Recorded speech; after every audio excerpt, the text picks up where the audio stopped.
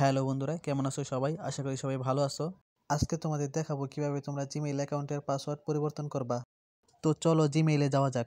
জিমেইলে আসার পরে উপরে ডান দিকে কোণায় দেখতে পাচ্ছ জিমেইল অ্যাকাউন্টের লোগো দেওয়া, ওখানে ক্লিক করবে। তারপরে গুগল অ্যাকাউন্ট লেখা ওইখানে ক্লিক করবে। তারপরে ডাটা অ্যান্ড প্রাইভেসিতে ট্যাপ করে বাম দিকে সরালে দেখবে সিকিউরিটি লেখা। তারপরে সিকিউরিটি লেখা ওইখানে ক্লিক করবে। তারপরে নিচের দিকে স্ক্রল করবে। তারপরে পাসওয়ার্ড লেখা ওইখানে ক্লিক করবে। তারপরে এখানে তোমার ফোনে যে লগইন পাসওয়ার্ড আছে সেই পাসওয়ার্ড দিয়ে লগইন করবে। তারপরে দেখতে পাচ্ছ নিউ পাসওয়ার্ড লেখা, এখানে একটি শক্তিশালী পাসওয়ার্ড দিবে। দুর্বল পাসওয়ার্ড দিলে সেটা কিন্তু গুগল গ্রহণ করবে না। তারপরে নতুন পাসওয়ার্ডটি পুনরায় কনফার্ম নিউ পাসওয়ার্ড লেখা ওই জায়গায় দিবে।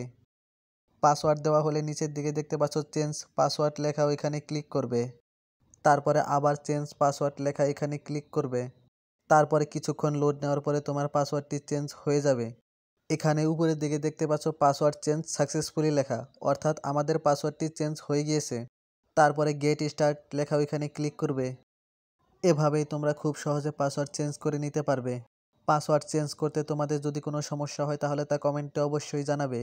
আজকের ভিডিওটি এ পর্যন্তই, দেখা হবে অন্য কোনো ভিডিওতে। সে পর্যন্ত ভালো থাকবে, সুস্থ থাকবে। আসসালামু আলাইকুম।